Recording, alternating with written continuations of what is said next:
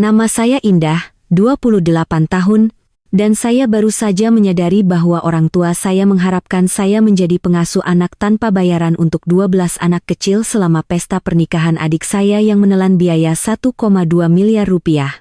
Kamu harus merasa berguna, kata Bapak dengan senyum yang selalu dia gunakan saat dia sedang benar-benar tidak masuk akal.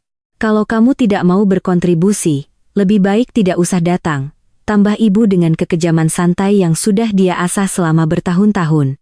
Jadi, saya balik tersenyum dan berkata, semoga beruntung membayar 1,2 miliar itu sendirian. Kalian lagi nonton dari mana hari ini?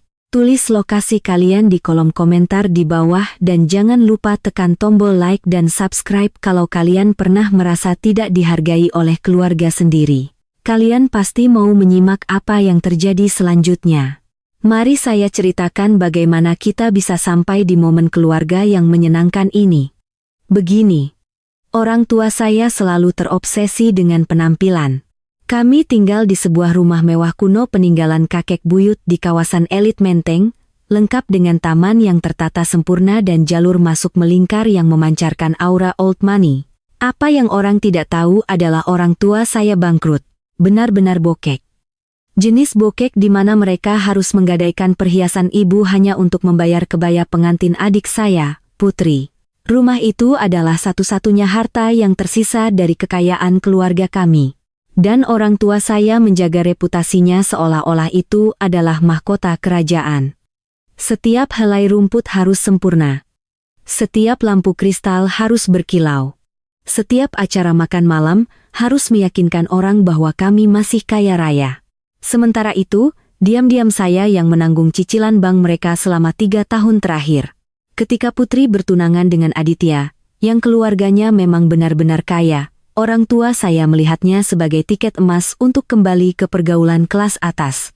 Tidak peduli bahwa Putri dan Aditya sebenarnya hanya menginginkan acara akad nikah sederhana dengan keluarga inti. Tidak. Orang tua saya bersikeras mengadakan pesta megah yang dianggap layak untuk menyatukan dua keluarga terpandang. Terjemahannya, mereka ingin pamer di depan orang tua Aditya dan berpura-pura kami masih punya banyak uang. Perencanaan pernikahan dimulai dengan sederhana. Putri menunjukkan foto upacara yang cantik namun simpel di kebun raya. 50 tamu, elegan tapi bersahaja. Lalu orang tua saya ikut campur. Tiba-tiba, itu menjadi pesta untuk 200 orang di hotel paling mahal di Jakarta. Lampu gantung kristal, makan malam 7 rangkaian menu, orkestra langsung, semuanya. Setiap kali saya pikir anggarannya sudah final, detail penting lainnya muncul. Serbet desainer, bunga impor, air mancur coklat karena sepupu Aditya punya itu di pernikahannya. Bapak mendatangi saya 6 bulan lalu dengan total biaya akhir, 1,2 miliar rupiah. Biaya gedung dan catering saja sudah 900 juta, yang dia butuh bantuan saya untuk menutupinya. Sisanya 300 juta katanya bisa ditangani melalui berbagai kontribusi keluarga, dan saya curiga bakal ada lebih banyak perhiasan yang masuk pegadaian. Saya setuju karena sejujurnya saya sayang adik saya terlepas dari segalanya, dan saya punya uangnya. Bisnis konsultasi saya berjalan baik dan saya selalu hati-hati dengan keuangan, tidak seperti orang-orang tertentu di keluarga ini. Tapi inilah yang membuat saya kesal.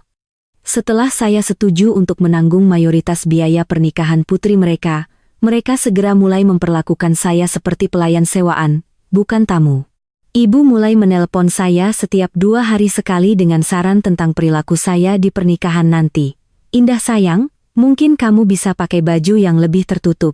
Kita tidak ingin keluarga Aditya salah paham tentang nilai-nilai keluarga kita. Terjemahannya, jangan permalukan kami dengan statusmu sebagai wanita lajang 28 tahun. Putri sendiri pun ikut-ikutan. Saat makan malam keluarga 3 minggu lalu, dia menarik saya ke samping. Indah, aku agak khawatir bagaimana kamu akan berbaur dengan kalangan Aditya. Mereka sangat berkelas. Mungkin kurangi sedikit sarkasmemu untuk 1 hari saja. Kurangi sarkasme, ya, karena kepribadian saya mungkin bisa mencemari pernikahan sempurnanya. Tapi penghinaan sebenarnya datang dari Bapak. Dia dengan beraninya menyarankan agar saya menggunakan pernikahan itu sebagai kesempatan menjaring relasi untuk bertemu pria yang layak. Seolah-olah satu-satunya nilai yang bisa saya bawa ke acara itu adalah kemungkinan mendapatkan suami dan menjadi tanggung jawab finansial orang lain. Bagian yang paling ironis dari situasi ini adalah saya adalah orang paling sukses di keluarga inti kami. Perusahaan konsultan saya spesialisasi membantu bisnis kecil merestrukturisasi operasional mereka, dan saya sudah membangun reputasi solid selama 5 tahun terakhir. Saya punya apartemen sendiri, mobil yang sudah lunas, dan tabungan nyata. Putri bekerja paruh waktu di butik dan tinggal di apartemen yang disubsidi orang tua saya. Orang tua saya sendiri hidup sepenuhnya dari hasil sewa beberapa ruko peninggalan kakek buyut, ditambah apapun yang saya sumbangkan saat keuangan mereka seret, yang sering kali terjadi. Tapi entah bagaimana, saya adalah aib keluarga yang perlu diatur dan dibatasi. Titik puncaknya mulai terbangun 2 minggu lalu ketika ibu menyebutkan dia sudah menemukan peran yang sempurna untuk saya di pernikahan. Saya berasumsi itu berarti membaca puisi saat upacara atau mungkin membantu Putri dengan gaunnya. Anda tahu, tanggung jawab normal saudara perempuan pengantin. Makan malam keluarga kemarin mengungkapkan apa yang sebenarnya dia pikirkan. Ini akan luar biasa, katanya. Wajahnya berseri-seri penuh semangat. Keluarga Aditya membawa 12 anak kecil dari berbagai kerabat. Seseorang perlu mengawasi mereka selama resepsi, menghibur mereka, memastikan mereka tidak mengganggu orang dewasa saat makan malam. Putri mengangguk antusias. Ini sempurna buat kamu, Kak Indah. Kakak kan pintar menjaga anak, dan itu akan membuat kakak sibuk jadi kakak tidak akan merasa canggung saat bagian sosialisasi. Tidak akan merasa canggung saat sosialisasi, coba resapi itu. Di pernikahan adik saya sendiri, yang saya biayai, saya akan dipisahkan bersama anak-anak untuk menghindari situasi sosial yang canggung. Bapak bersandar di kursinya dengan ekspresi puas yang biasa dia tunjukkan saat merasa telah menyelesaikan masalah. Ini benar-benar ideal. Kamu akan berkontribusi secara bermakna pada hari itu daripada hanya sekadar hadir. Daripada hanya sekadar hadir di pernikahan yang saya bayar. Saya menatap mereka di seberang meja makan, mencoba memproses apa yang baru saja saya dengar. Kalian mau aku jadi pengasuh anak di pernikahan Putri? Bukan pengasuh, ibu mengoreksi dengan cepat. Koordinator anak-anak, jauh lebih bermartabat. Putri meraih tangan saya. Pikirkanlah, Kak Indah. Ini orang-orang penting di keluarga Aditya. Kalau anak-anak mereka senang, itu mencerminkan hal baik bagi kita semua. Logikanya begitu berputar-putar hingga membuat kepala saya pusing. Saya akan mencerminkan hal baik bagi keluarga dengan cara disingkirkan dari perayaan keluarga yang sebenarnya. Lalu bagaimana dengan makan malam? Tanya saya. Di mana tepatnya aku makan sambil mengordinasi 12 anak. Orang tua saya saling pandang. Kami sudah mengatur agar anak-anak punya meja sendiri, kata Bapak. Kamu akan mengawasi pelayanan makan mereka. Jadi tidak hanya saya akan melewatkan makan malam 7 rangkaian menu yang saya bayar, saya juga akan mengurus 12 anak yang makan nugget ayam di meja terpisah. Dan dansanya, pidatonya, roti panggangnya. Yah, Ibu ragu sejenak. Kamu perlu menjaga anak-anak tetap tenang selama bagian formal. Mungkin membawa mereka keluar atau ke ruang khusus pengantin untuk aktivitas yang sudah kami siapkan. Aktivitas yang mereka siapkan tanpa berkonsultasi dengan saya untuk pekerjaan yang mereka tawarkan atas nama saya di acara yang saya danai. Ini gila, kata saya pelan. Wajah Putri mengeras. Cuma 1 hari, Kak. 1 hari di mana kakak bisa mendahulukan keluarga daripada memikirkan diri sendiri. Mendahulukan keluarga. Setelah menyumbang 1,2 miliar untuk hari sempurnanya, suara Bapak membawa nada peringatan yang saya ingat dari masa kecil. Indah, keluarga ini selalu saling mendukung.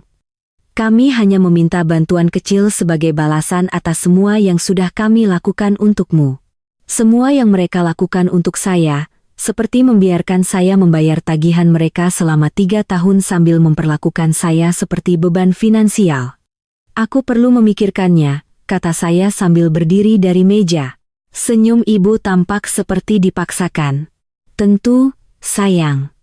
Tapi kami perlu mengonfirmasi pengaturan anak-anak dengan keluarga Aditya besok. Mereka mengandalkan kita. Mengandalkan kita, artinya mengandalkan saya untuk menghilang diam-diam ke tugas menjaga anak sementara semua orang menikmati pesta yang saya biayai. Malam itu, saya tidak bisa tidur. Saya terus memikirkan pola yang entah bagaimana saya lewatkan selama bertahun-tahun. Setiap pertemuan keluarga, setiap hari raya, setiap perayaan entah bagaimana melibatkan saya berkontribusi secara finansial sementara dikucilkan secara sosial. Lebaran lalu, saya membelikan hadiah untuk semua orang dan membantu memasak, lalu mendengarkan orang tua saya memuji selera artistik Putri karena mendekorasi meja dengan bunga-bunga yang saya bayar. Untuk ulang tahun Bapak, saya mengatur dan membiayai pesta kejutan di restoran favoritnya. Lalu menonton dia memberi pidato berterima kasih kepada semua orang yang membuat ini terjadi tanpa menyebut nama saya sama sekali. Pernahkah kalian mengalami momen ketika kalian tiba-tiba melihat dinamika keluarga kalian dengan jelas untuk pertama kalinya? Itu bukan kesadaran yang menyenangkan. Keesokan paginya, telepon saya mulai berdering jam 7 pagi. Ibu, tentu saja, tidak sabar mendengar jawaban saya tentang posisi koordinator anak-anak. Indah sayang, ibu memikirkan kejadian tadi malam, dan ibu ingin kamu tahu betapa berartinya ini bagi kami. Kamu punya bakat luar biasa dengan anak-anak. Bakat apa? Saya jarang menghabiskan waktu dengan anak-anak. Ini murni fiksi yang dirancang untuk membuat permintaan konyol mereka terdengar masuk akal. Bu, aku belum menyetujui apapun. Tentu saja belum, sayang. Tapi Ibu Aditya menelepon pagi ini dan dia sangat lega tahu anak-anak akan berada di tangan yang tepat. Dia secara khusus menyebutkan betapa terkesannya dia karena kita punya anggota keluarga yang mau mengambil tanggung jawab khusus. Manipulasinya sungguh luar biasa. Sekarang, saya bukan hanya mengecewakan keluarga saya sendiri. Saya juga mengecewakan keluarga Aditya.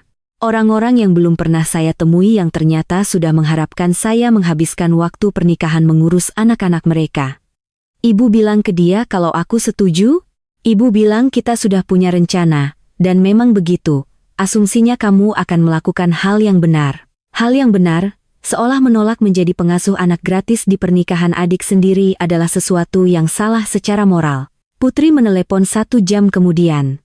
Kak Indah, kata ibu. Kakak ragu-ragu mau bantu jaga anak. Aku ragu-ragu menghabiskan waktu pernikahan adikku mengurus anak orang lain alih-alih merayakannya bersama keluargaku. Tapi kan kakak merayakan bersama keluarga. Kakak membantu membuat hariku sempurna. Sempurna untuk semua orang kecuali saya, rupanya. Putri, kamu pahamkan kalau aku yang bayar sewa gedung dan catering? Hening sejenak. Kita semua berkontribusi dengan cara yang berbeda. Sebutkan satu cara kamu berkontribusi. Hening lagi. Aku pengantinnya, Kak.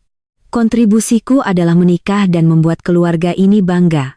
Saya ingin tertawa, tapi itu pasti akan terdengar histeris. Kontribusinya pada pernikahannya sendiri adalah menjadi pengantin. Bagaimana dengan ibu dan bapak? Apa kontribusi mereka? Mereka tuan rumah perayaannya dan mengelola semua hubungan keluarga. Kakak tahu tidak betapa stresnya berkoordinasi dengan keluarga Aditya, menjadi tuan rumah perayaan yang saya biayai. Mengelola hubungan dengan sukarela menjanjikan tenaga saya untuk kerja gratis. Bapak menelepon sore itu. Waktunya senjata berat. Indah, ibu sangat sedih dengan sikapmu mengenai tanggung jawab pernikahan. Seolah-olah saya sudah mendaftar untuk sebuah pekerjaan. Pak, aku senang hadir di pernikahan Putri sebagai kakaknya dan merayakan pernikahannya. Aku tidak senang bekerja di pernikahannya sebagai staf tanpa bayaran. Ini bukan soal bekerja. Ini soal keluarga. Saat kamu tumbuh dewasa, apa pernah kami menolak membantu saat kamu butuh sesuatu? Pertanyaan itu retoris, tapi saya benar-benar mempertimbangkannya. Kapan saya pernah butuh sesuatu?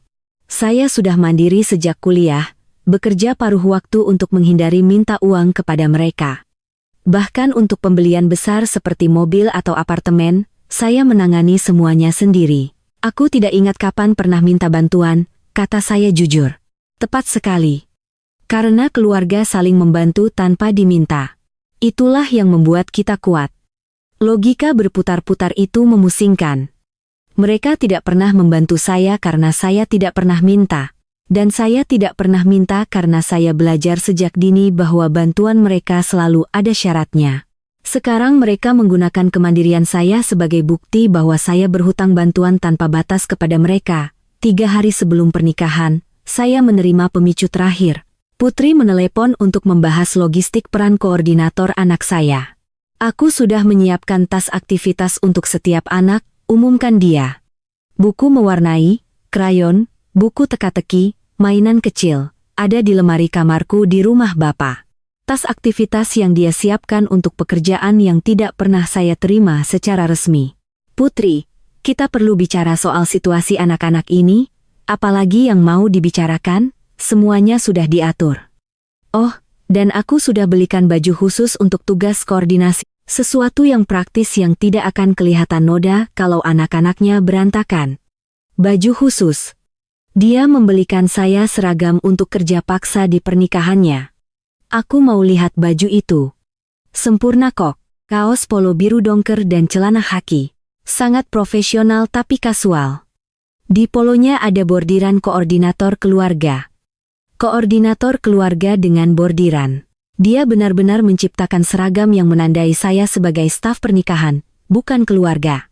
Putri, aku tidak pernah setuju jadi koordinator siapapun.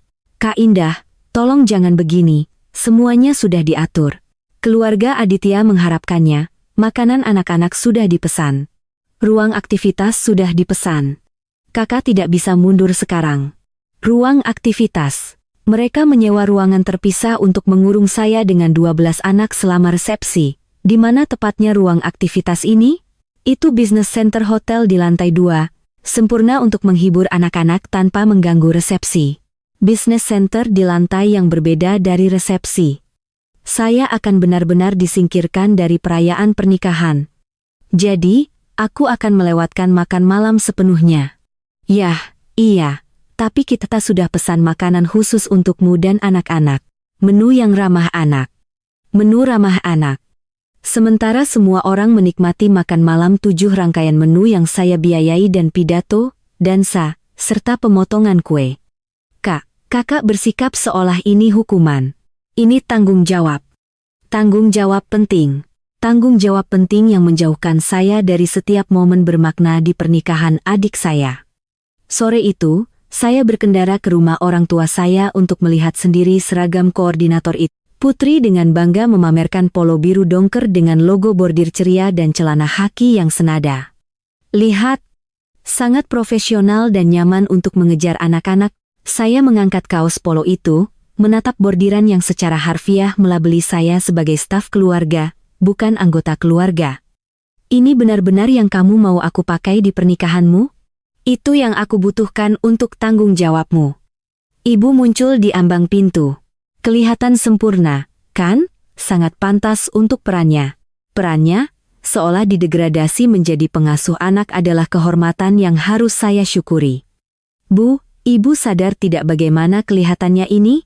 Aku membayar mayoritas pernikahan ini dan ibu mau aku bekerja memakai seragam? Sayang, jangan dramatis. Kamu membantu membuat harinya spesial bagi semua orang. Spesial bagi semua orang kecuali saya. Saya akan menghabiskan pernikahan adik saya di business center, memakai kaos polo yang menandai saya sebagai pelayan sewaan, mengurus anak orang lain sambil melewatkan setiap momen penting. Aku perlu memikirkan ini, kata saya sambil mengembalikan seragam itu.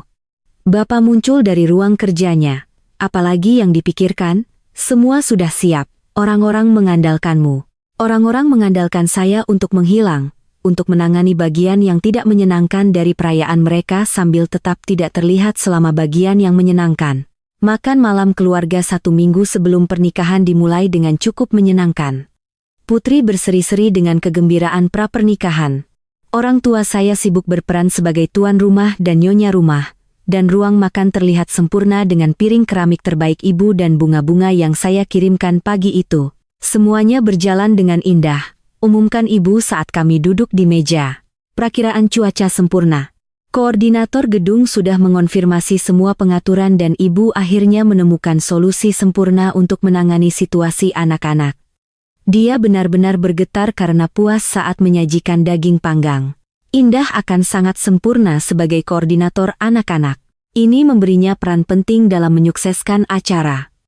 Peran penting di bisnis center jauh dari pernikahan yang sebenarnya.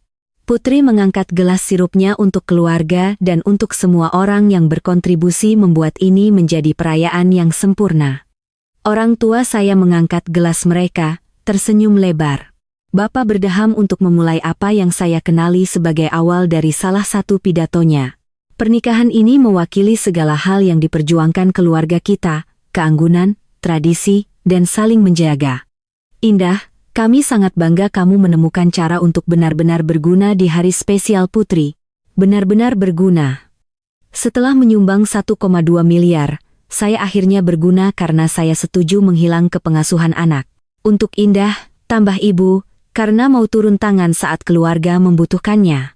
Mereka bersulang untuk kesediaan saya dikucilkan di pernikahan adik saya sendiri, sesuatu pecah di dalam diri saya. Bukan kemarahan tepatnya, tapi kejelasan kristal yang sempurna tentang apa yang sebenarnya terjadi di sini. Sebenarnya, kata saya, meletakkan gelas dengan hati-hati, aku perlu memperjelas sesuatu tentang peranku di pernikahan. Semua orang menatap saya dengan penuh harap, senyum mereka membeku. Aku tidak akan menjadi koordinator anak-anak. Keheningan yang mengikuti sungguh memekakan telinga. Garpu ibu berhenti di tengah jalan menuju mulutnya. Senyum Putri memudar. Ekspresi bapak berubah dari senang menjadi bingung lalu menjadi peringatan. Indah, kata ibu hati-hati. Kita sudah membahas ini. Semuanya sudah diatur. Kalian mengaturnya tanpa persetujuanku. Aku tidak pernah setuju untuk menghabiskan pernikahan Putri mengurus anak-anak orang lain. Putri mencondongkan tubuh ke depan. Tapi Kak Indah, kakak kan pintar jaga anak, dan ini cuma untuk beberapa jam. Aku pintar jaga anak sama seperti aku pintar dalam banyak hal, tapi itu tidak berarti aku mau menghabiskan pernikahan adikku melakukannya. Suara bapak membawa nada tajam yang saya ingat dari pertengkaran masa kecil. Indah, keluarga ini selalu saling mendukung. Kami hanya minta satu bantuan kecil. Kalian memintaku melewatkan pernikahan adikku untuk menyediakan tenaga gratis. Jangan dramatis, potong ibu. Kamu tidak akan melewatkan apapun. Kamu berpartisipasi dengan cara yang berbeda. Berpartisipasi dengan cara yang berbeda. Di ruangan terpisah saat makan malam, pidato, dansa, dan pemotongan kue. Inilah yang menurutku menarik, kata saya, suara saya stabil meskipun jantung saya berdegup kencang. Aku menyumbang 1,2 miliar untuk pernikahan ini, tapi aku satu-satunya orang yang diminta bekerja selama acara. Wajah Putri memerah. Kakak kan menawarkan diri membantu biayanya, aku menawarkan bantuan finansial. Aku tidak menawarkan jadi staf tanpa bayaran. Bapak berdiri. Menjulang di meja dengan pose intimidasi yang dulu berhasil saat saya umur 12. Kamu seharusnya merasa bersyukur punya peran bermakna dalam perayaan ini. Kalau kamu tidak mau berkontribusi secara bermakna, mungkin sebaiknya kamu tidak usah datang sama sekali. Ancaman itu menggantung di udara seperti asap, berkontribusi secara bermakna dengan bekerja atau jangan datang ke pernikahan adikmu. Suara ibu turun ke nada terluka yang dia gunakan untuk rasa bersalah maksimal. Setelah semua yang sudah kami lakukan untukmu, Indah, semua dukungan yang keluarga ini berikan padamu selama bertahun-tahun. Saya berdiri perlahan, mengambil tas dan kunci mobil saya. Semoga beruntung membayar 1,2 miliar itu sendirian. Kata-kata itu keluar dengan sangat tenang, yang entah bagaimana membuatnya lebih menghancurkan daripada berteriak. Indah. Putri melompat berdiri. Kakak tidak serius kan? Aku sangat serius. Selamat menikmati pernikahanmu. Ledakan dimulai sebelum saya mencapai mobil. Indah. Indah. Kembali ke sini. Suara bapak menggelegar di sepanjang jalur masuk saat saya membuka kunci mobil saya. Kamu tidak bisa berjalan pergi begitu saja dari keluarga ini. Saya bisa mendengar suara kursi bergeser di lantai ruang makan. Suara-suara mendesak yang saling tumpang tindih, suara kepanikan yang mulai muncul, tapi saya tidak menoleh. Saya sudah menghabiskan 28 tahun untuk menoleh, kembali, minta maaf, merapikan segalanya. Tidak malam ini. Telepon saya mulai berdering bahkan sebelum saya berkendara 2 blok. Nama Putri berkedip di layar. Saya membiarkannya masuk ke pesan suara, lalu berdering lagi dan lagi. Pada saat saya sampai di apartemen saya punya 14 panggilan tidak terjawab dari berbagai anggota keluarga dan grup pesan yang meledak lebih cepat dari yang bisa saya baca. Putri. Kak Indah, tolong kembali. Kita bisa bicarakan ini. Ibu. Anak muda, kamu kembali sekarang juga. Bapak. Perilaku ini benar-benar tidak bisa diterima. Putri. Kakak berlebihan. Ini cuma jaga anak sebentar. Ibu. Setelah semua pengorbanan kami untukmu. Putri. Aku tidak percaya, kakak merusak pernikahanku hanya karena masalah sepele seperti ini. Saya mematikan telepon dan mandi air hangat. Untuk pertama kalinya dalam berbulan-bulan, bahu saya tidak tegang. Berjalan pergi dari meja makan itu terasa seperti meletakkan beban yang sudah saya bawa begitu lama hingga saya lupa beban itu ada. Keesokan paginya membawa 23 pesan suara dan 47 pesan teks. Saya membuat kopi dan mulai mendengarkan. Pesan pertama Putri, ditinggalkan jam 9.47 malam, Kak Indah, aku sakit hati dan bingung. Kita sudah merencanakan semuanya. Bisakah kita bicara seperti orang dewasa? Ibu jam 10.15 malam. Ibu tidak tahu apa yang merasukimu, tapi keegoisan ini harus berhenti sekarang. Telepon ibu segera. Bapak jam 10.22 malam. Indah, kalau kamu tidak membalas telepon Bapak dalam 24 jam, akan ada konsekuensi serius bagi hubungan kita. Konsekuensi serius dari pria yang cicilan banknya sudah saya bayar selama 3 tahun. Putri lagi jam 11.30 malam, ibu menangis. Bapak marah besar. Kakak menghancurkan keluarga ini karena hal sepele. Tolong perbaiki ini, karena hal sepele. Adik saya menganggap keberatan saya untuk bekerja di pernikahannya sementara dia merayakan adalah hal sepele. Pesan-pesan berlanjut sepanjang malam hingga pagi, tumbuh semakin putus asa dan marah. Putri menyebut saya egois, tidak tahu terima kasih, dan iri hati. Ibu mempertanyakan kesehatan mental saya dan menyarankan saya butuh bantuan profesional. Bapak mengancam berbagai bentuk pengucilan keluarga, tapi inilah yang mengejutkan saya saat saya mendengarkan. Tidak ada satupun orang yang bertanya mengapa saya kesal. Tidak ada satupun yang mengakui bahwa mungkin saja, meminta saya membiayai dan bekerja di perayaan mereka sambil dikucilkan darinya adalah hal yang tidak masuk akal. Sebaliknya, mereka semua memutuskan bahwa saya sedang mengalami semacam gangguan mental yang perlu ditangani. Saya memblokir semua nomor mereka. Selama 3 hari, telepon saya tetap sunyi dengan damai. Saya mengerjakan proyek klien, pergi yoga, bertemu teman untuk makan malam, dan menyadari betapa banyak energi mental yang sudah saya habiskan untuk drama keluarga. Tanpa aliran permintaan yang terus-menerus, jebakan rasa bersalah, dan manajemen krisis, saya merasa lebih jernih daripada bertahun-tahun sebelumnya. Lalu, Putri muncul di kantor saya. Saya sedang meninjau laporan kuartalan ketika asisten saya mengetuk pintu. Mbak Indah, adiknya datang. Katanya sangat mendesak. Putri terlihat berantakan. Lingkaran hitam di bawah matanya, rambut belum dicuci, memakai celana training dan hoodie kebesaran. Dia jelas baru saja menangis. Kita perlu bicara, katanya, menutup pintu kantor saya di belakangnya. Tidak ada yang perlu dibicarakan. Semuanya perlu dibicarakan. Pernikahannya 4 hari lagi, Kak. 4 hari. Saya memberi isyarat ke kursi di depan meja saya. Dia duduk dengan berat, terlihat lebih rapuh daripada yang pernah saya lihat. Situasi anak-anak sudah ditangani, katanya.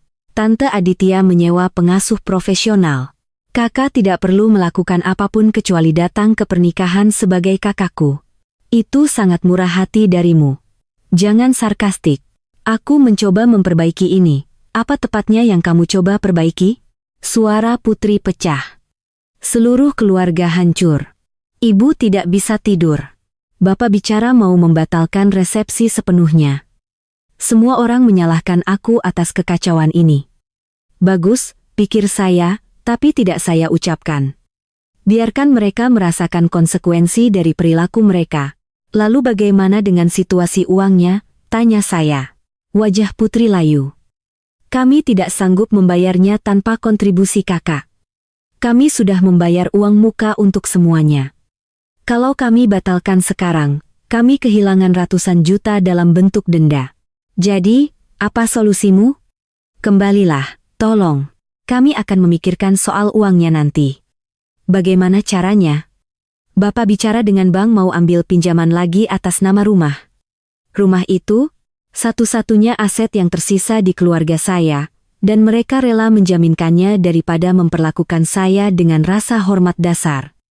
Putri, apa kamu paham kenapa aku marah? Dia terlihat benar-benar bingung. Karena kami minta kakak bantu jaga anak, bahkan sekarang, dia tidak bisa melihatnya. Kalian memintaku mendanai pernikahanmu lalu menyuruhku bekerja sambil melewatkan semua bagian penting. Kamu membelikanku seragam, Putri. Kamu benar-benar membordir kata staf di baju untuk aku pakai. Tulisannya bukan staf, tapi koordinator. Sama saja. Kamu menyembunyikanku bersama anak-anak agar aku tidak mempermalukanmu di depan keluarga Aditya. Itu tidak benar. Lalu kenapa aku tidak diundang ke acara lamaran resmi? Kenapa aku tidak dilibatkan dalam rapat perencanaan pernikahan manapun? Kenapa setiap percakapan tentang pernikahan ini memperlakukan aku seperti masalah yang harus diatur daripada keluarga yang harus dirayakan? Putri menatap saya dan untuk pertama kalinya saya melihat kesadaran di matanya. Aku tidak pernah memikirkannya seperti itu, bisiknya. Tidak, saya setuju. Kamu tidak memikirkannya sama sekali. Saya tidak pergi ke pernikahan itu.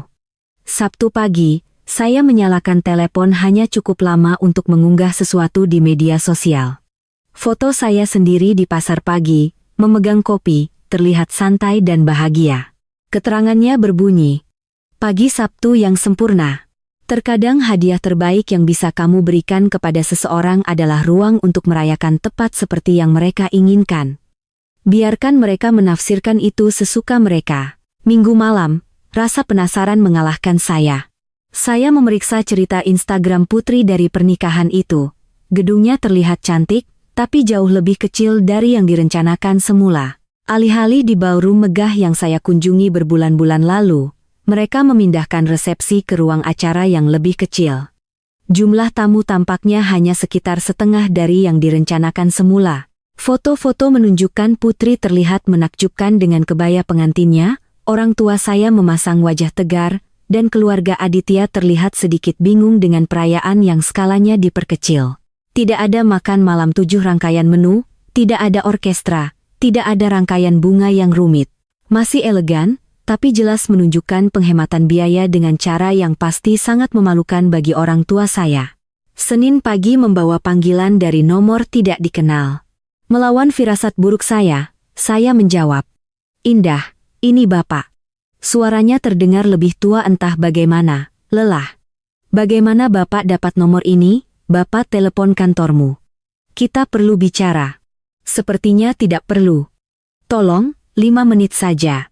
Sesuatu dalam nadanya membuat saya ragu. "Baik, 5 menit. Pernikahannya sudah lewat. Bapak lihat foto-fotonya, kelihatannya indah, berbeda dari yang direncanakan, lebih kecil, lebih intim." Saya menunggu dia sampai ke poin utamanya. "Kami ambil pinjaman bank atas nama rumah untuk menutup biaya. Cicilannya bulanan, dan jumlahnya besar." Tentu saja begitu. Mereka menjaminkan satu-satunya aset mereka demi tidak mengakui telah memperlakukan saya dengan buruk. "Ibu dan Bapak sudah bicara tentang bagaimana kami memperlakukanmu, dan kami mungkin kurang jelas soal peranmu dalam perayaan itu." Kurang jelas, itu salah satu cara menyebutnya. "Pak, Bapak bilang aku harus merasa bersyukur bisa bekerja di pernikahan adikku sendiri. Bapak bilang kalau aku tidak mau berkontribusi secara bermakna, sebaiknya jangan datang sama sekali." Hening lama. "Bapak sedang frustrasi. Kami semua di bawah banyak tekanan. Kalian berada di bawah tekanan yang kalian ciptakan sendiri dengan merencanakan pernikahan yang tidak mampu kalian bayar." Itu benar. Pengakuan itu mengejutkan saya. Bapak jarang mengakui kesalahan dalam hal apapun. "Apa yang Bapak mau dari aku? Kami berharap kamu mungkin mempertimbangkan untuk membantu cicilan rumah. sampai kami menemukan solusi jangka panjang.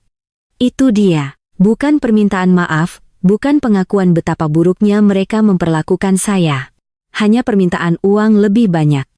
Apa yang terjadi dengan keluarga yang saling mendukung? Itulah tepatnya yang Bapak minta. Tidak, Pak. Bapak memintaku untuk menalangi Bapak secara finansial, sambil tetap mempertahankan dinamika yang sama, yang membuat kita sampai di sini. 2 minggu setelah pernikahan, Ibu muncul di apartemen saya tanpa pemberitahuan. Dia terlihat lebih kecil dari biasanya, penampilannya yang biasanya sempurna tampak sedikit berantakan. Boleh Ibu masuk? Saya menyingkir dengan enggan. Dia duduk di pinggir sofa saya, tangan terkatup rapat di pangkuannya. Bapak dan Ibu sudah banyak berpikir sejak pernikahan itu. Saya menunggu. Kami menyadari kami mungkin sudah menganggap dukungan finansialmu sebagai sesuatu yang biasa selama bertahun-tahun. Mungkin. Kualifikasi itu tipikal, tapi itu adalah pengakuan lebih banyak daripada yang pernah saya terima sebelumnya. Kami kesulitan dengan cicilan rumah, Indah. Pinjaman yang kami ambil punya bunga yang berubah-ubah dan sudah naik 2 kali sejak kami tanda tangan. Kedengarannya seperti perencanaan keuangan yang buruk, dia tersentak. Itu satu-satunya pilihan yang tersedia dalam waktu singkat. Ada pilihan lain. Perlakukan aku dengan hormat dan simpan kontribusiku. Kami tahu itu sekarang. Saya mengamati wajahnya, mencari tanda-tanda pemahaman tulus versus manipulasi strategis. Garis-garis di sekitar matanya tampak lebih dalam, dan postur percaya dirinya yang biasa tidak terlihat. Apa tepatnya yang Ibu minta? Kami ingin kamu mempertimbangkan untuk melanjutkan bantuan yang kamu berikan sebelumnya, hanya untuk cicilan rumah dan biaya pokok. Kami tidak akan minta lebih dari itu. Dan sebagai imbalannya, kami berjanji untuk memperlakukanmu dengan rasa hormat yang layak kamu dapatkan sebagai putri kami. Itu adalah awal, tapi janji-janji dari keluarga saya terbukti tidak berharga sebelumnya. Aku perlu memikirkannya. Dia mengangguk, berdiri untuk pergi. Di pintu, dia berbalik. Putri sedang mengalami masa sulit menyesuaikan diri dengan kehidupan pernikahan. Keluarga Aditya menjauh sejak pernikahan. Ibu rasa mereka mengharapkan sesuatu yang berbeda, sesuatu yang lebih mahal, maksudnya. Sesuatu yang akan mengesankan mereka alih-alih menimbulkan pertanyaan tentang situasi keuangan keluarga kami yang sebenarnya. Itu bukan masalah yang harus aku selesaikan. Bukan, dia setuju pelan. Ibu rasa memang bukan. Setelah dia pergi, saya duduk di ruang tamu memikirkan konsekuensinya. Orang tua saya menghadapi kenyataan finansial untuk pertama kalinya dalam bertahun-tahun. Putri sedang menghadapi kecanggungan sosial karena telah mengecewakan mertua barunya. Dinamika keluarga yang telah melindungi mereka sambil mengeksploitasi saya akhirnya runtuh. Pertanyaannya adalah apakah saya ingin membiarkan mereka kembali ke pola yang sama atau memaksa mereka untuk menemukan solusi yang benar-benar baru. 3 hari kemudian, Putri menelepon dari nomor tidak dikenal. Jangan ditutup, katanya cepat. Tolong. Apa maumu, Putri? Aku mau minta maaf, benar-benar minta maaf, bukan cuma mencoba memperbaiki keadaan. Saya menunggu. Aku sudah memikirkan apa yang kakak katakan tentang bagaimana kami memperlakukan kakak selama perencanaan pernikahan. Kakak benar, Kak Indah. Kami memperlakukan kakak seperti pelayan, bukan keluarga. Dan aku minta maaf. Aku minta maaf kami membuat kakak merasa tidak terlihat sambil mengambil uang kakak. Aku minta maaf kami merencanakan segalanya tanpa melibatkan kakak. Aku minta maaf aku membelikan kaos polo bodoh itu. Itu adalah permintaan maaf tulus pertama yang saya terima dari siapapun di keluarga saya. Terima kasih.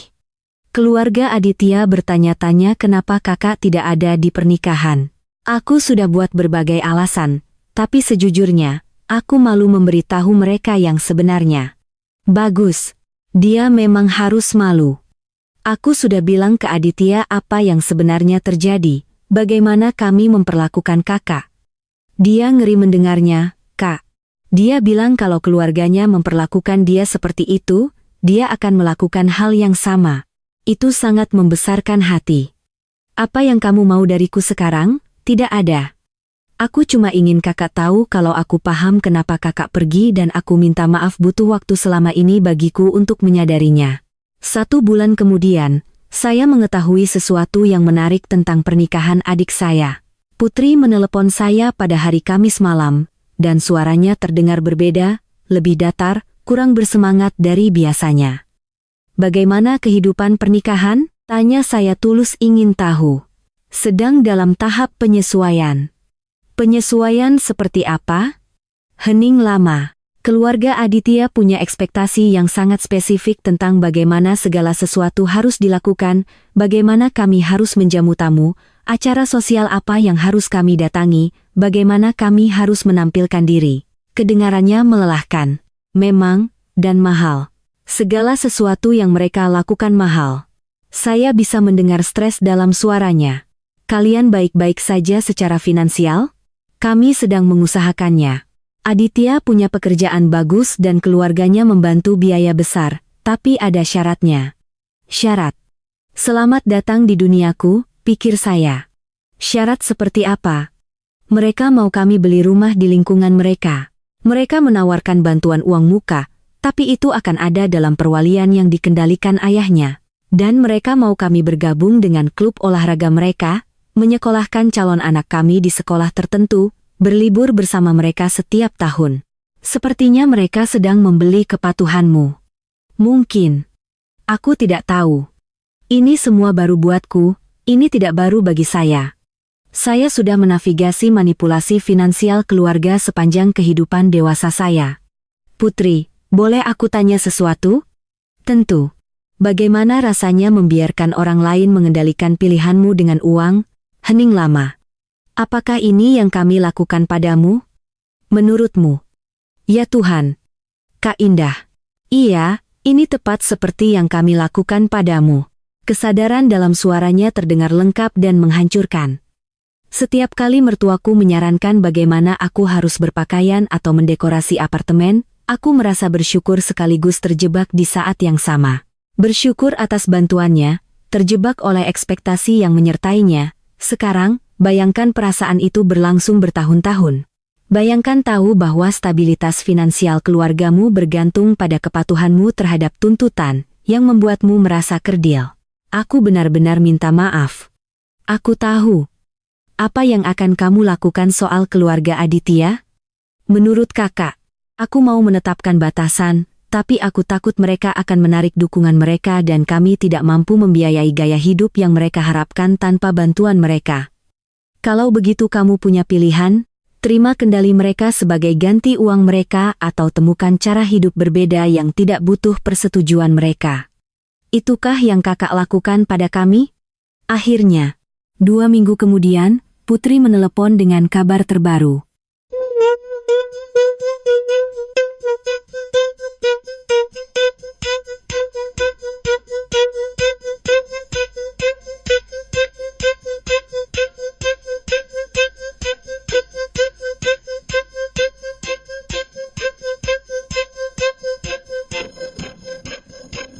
Kami akan menolak rumah di lingkungan mereka dan mencari sesuatu yang sanggup kami bayar sendiri. Kami akan tetap di klub olahraga untuk sekarang, tapi kami tidak berkomitmen soal sekolah atau syarat liburan. Bagaimana reaksi keluarganya? Ibunya sangat tidak senang. Dia bilang kami tidak tahu terima kasih dan berpikiran sempit, kedengarannya akrab. Iya. Tapi Aditya mendukungku, dan itu rasanya sangat menyenangkan. Dia bilang, pernikahan kita harus tentang apa yang kita mau, bukan apa yang keluarga kita harapkan. Saya merasa sangat bangga padanya. Berdiri melawan tekanan keluarga tidaklah mudah, terutama jika uang terlibat. Bagaimana keadaan ibu dan bapak? Suara Putri mengecil. Sulit. Mereka benar-benar kesulitan dengan cicilan rumah. Bapak mulai cari kerja, tapi di usianya sekarang, itu menantang. Dan ibu, dia bicara mau cari kerja untuk pertama kalinya dalam 20 tahun. Seluruh situasi ini jadi tamparan keras tentang betapa ketergantungannya mereka pada dukungan eksternal. Dukungan eksternal artinya dukungan saya. Apa kamu akan bantu mereka? Aku tidak bisa, Kak. Aku dan Aditya saja pas-pasan mengurus biaya kami sendiri tanpa bantuan keluarganya. Kami tidak punya uang lebih untuk disumbangkan. Jadi, mereka akhirnya merasakan apa yang sudah saya jalani selama bertahun-tahun. Tekanan untuk berkontribusi secara finansial pada kebutuhan keluarga sambil mengelola tanggung jawab mereka sendiri. 6 bulan setelah pernikahan Putri, Bapak menelepon dengan kabar yang mengejutkan saya. Bapak dapat kerja. Serius? Kerja apa? Konsultasi untuk perusahaan konstruksi kecil, membantu mereka mengurus proses perizinan dan persyaratan regulasi. Ini paruh waktu, tapi lumayan. Bapak sudah menghabiskan seluruh kariernya di manajemen, menghindari kerja lapangan sebisa mungkin. Ide dia menjadi konsultan hampir tidak terbayangkan. Bagaimana ceritanya? Bapak mulai jadi relawan di lembaga nirlaba yang bantu bisnis kecil. Ternyata semua tahun-tahun berurusan dengan Komite Perencanaan Kota memberi Bapak pengalaman yang berguna. Itu bagus, Pak.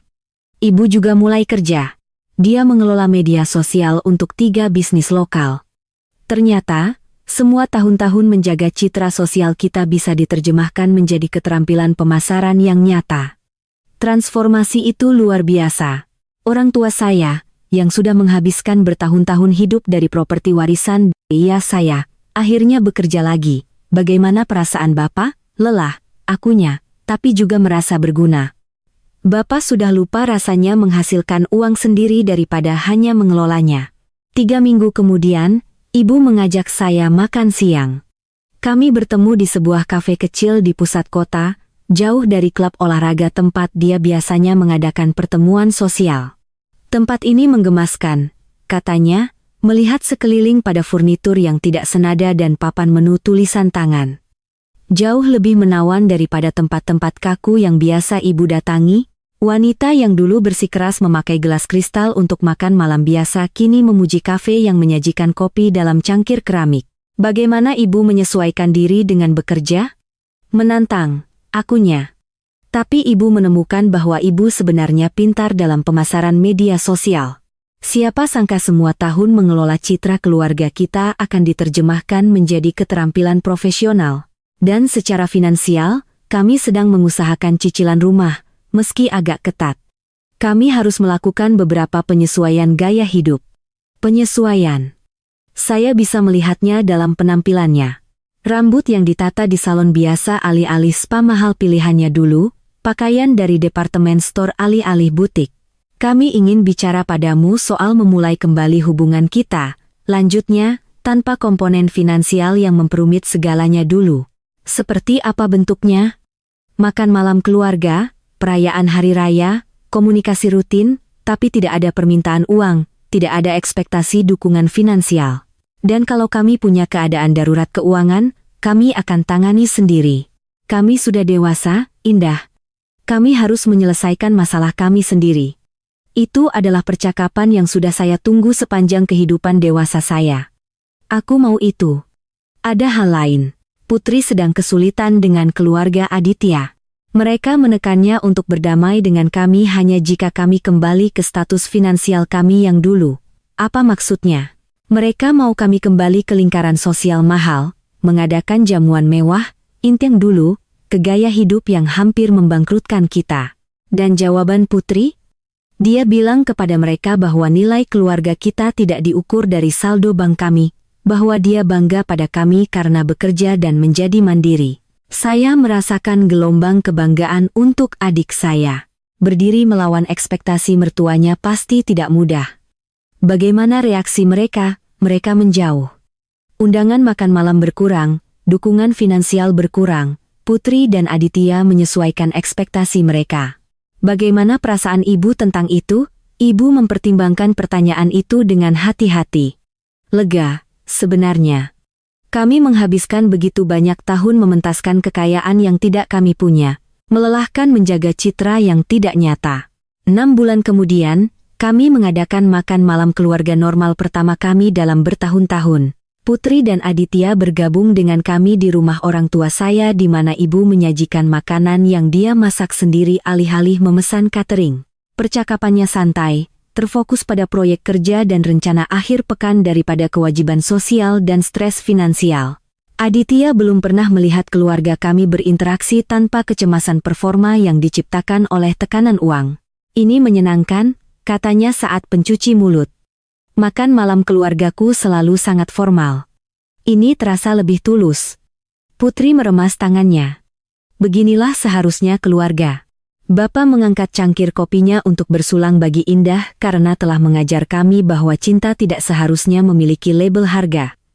Itu bukan rekonsiliasi dramatis seperti yang kamu lihat di film. Itu sesuatu yang lebih baik. Sebuah keluarga belajar untuk menghargai satu sama lain apa adanya daripada apa yang bisa kami berikan. Dan sejujurnya, itu terasa seperti kemenangan yang sesungguhnya. Kalau cerita ini menyentuh hati kalian, pastikan untuk like dan subscribe untuk lebih banyak cerita tentang menemukan keberanian menetapkan batasan bahkan dengan orang yang paling kita cintai. Ingat, terkadang hal terbaik yang bisa kamu lakukan untuk keluargamu adalah menolak membiarkan perilaku terburuk mereka. Nilaimu tidak diukur dari apa yang bisa kamu berikan. Itu melekat dalam dirimu sendiri.